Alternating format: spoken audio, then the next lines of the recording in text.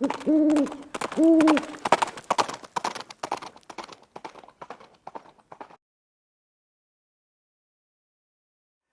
guys, it's Viejo here, and it is Christmas Eve. And it's a nice day here on the central coast of California. And looky. Not the real McCoy. This is an air gun. Okay. This is the Barra Schofield. All right, let's take a look at the box and see what came in it. Okay, so we take a look at the box itself here. Okay, Barra Schofield Cowboy Series. And this is a BB model. There is a pellet model as well. And I believe the pellet model will shoot either pellets or BBs, but I have no need for the pellet version, at least at this point in time. This one might be able to shoot pellets also, I'm not sure. All right. It comes in several finishes. Okay, obviously the one we've got over here is the nickel finish. Okay, and I'm going to put a photo up of this one here in a second with an online photo of an original Schofield.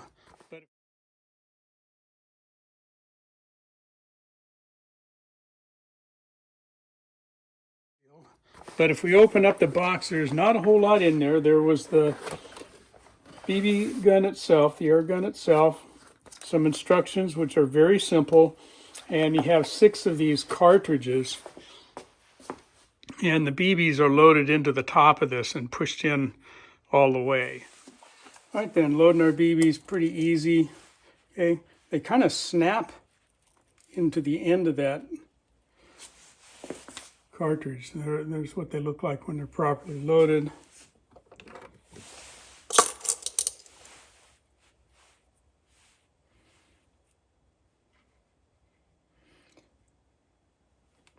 In fact, they're tight.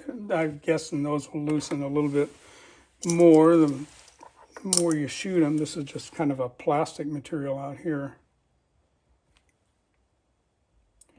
The included instructions sheet does not say anything about the weight specs for this, but here's our revolver with 6 BBs. The cartridges are in the cylinder, and there is a 12-gram CO2 canister.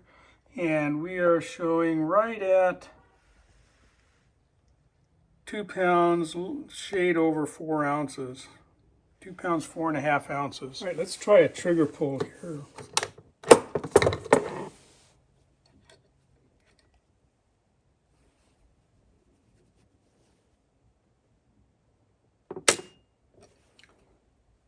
Two pounds, 11.8 ounces. Let's do another one.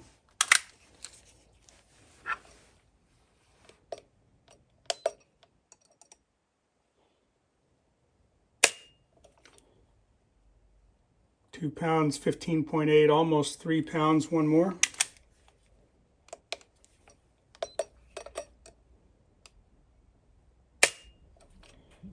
Two pounds, 14 ounces. So we're pulling in close to 3 pounds, and that is without the CO2 cylinder. All right, let's open it up and get the CO2 cylinder put in. The grip screws are pretend, okay? So we don't use those. It's just got a little tab that goes up in here, right?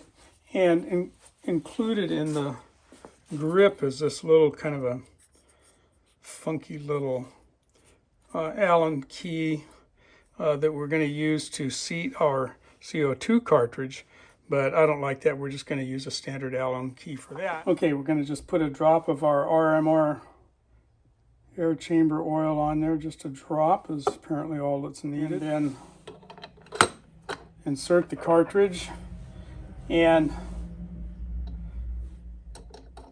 we'll just use an Allen key here, appropriately sized, and get it snugged up to where it starts. And this we're going to turn until just we hear that seal break, and then maybe slightly more. I did not hear it break, but that's pretty tight. Let's try it and see. I hesitate to go any farther because I don't want to damage the seals up there. Let me put this back on and we'll do a test here and see if we got pressure or not. Yep. Okay, I never heard it seat, but seat it did. Okay, so we're good. And while we've got it here, let's do one more trigger pull with the CO2 cartridge in there. See if it makes any difference. Oops. Okay, here we go. Yep, exactly the same. Quick look at the sights here. Okay, that's obviously fixed, okay.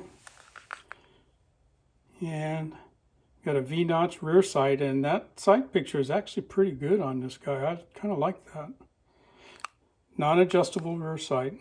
Looks like it ought to be, but it's not. Okay, and we have a safety back here, which we bring this back. Okay, if that safety is on, it will not fire. Okay. Can't even get the hammer back in that position. Okay. And as we break our action, okay, the ejection star raises all of those cartridges out of there. If you do it with some authority, they'll come out of there. Okay. Very easy to operate though. And I'm doing this left-handed now, but a rider, while still controlling his horse, could operate that latch, okay, open the action against his leg and pull those rounds out of the cylinder and just dump them, okay. One advantage that the actual 45 Schofield cartridge has was that it was shorter than the 45 Colt, and that extractor star would pull those rounds all the way out and just fling them out to the ground. And then, you know, he could, while holding his reins up here and the barrel of the gun in one hand, let me get these guys out, you were able to just come back in here and reload the firearm while still controlling the horse. Okay, that was a very difficult task with a peacemaker, and that was one of the big draws to this style revolver in the first place, is that it was easier to manage for a mounted trooper. One of the talked about disadvantages, and there were a couple, but one of them was that there are a lot of parts in this guy, a lot more than in the single action Army, and that was a consideration for the U.S. Army. This model had actually found its way, or at least the number 3 had, into the Army just a little bit before the single action Army, but when that one came out, when the peacemaker style came out, this guy kind of fell by the wayside, and the Army never really used that many of them. A lot of these found their way into private hands. Okay, here we go. We've got 6 BBs loaded up. Safety off.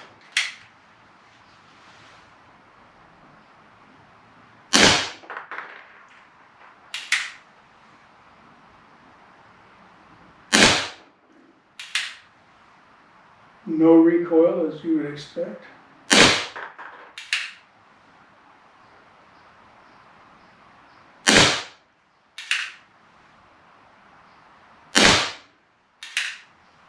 I can tell I'm not shooting very straight.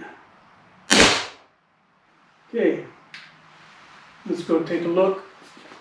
Well, they shot pretty well. There's 6 rounds all right in there. Look at that. A couple of those were doubles. Or one of them was. 1, 2, 3, 4, yeah. I think there's 2 there and 2 there. Not too shabby. We're only at about 15 feet here, guys. That's as far back as we can get. Safety off. And we're aiming right at the middle of the big yellow oval.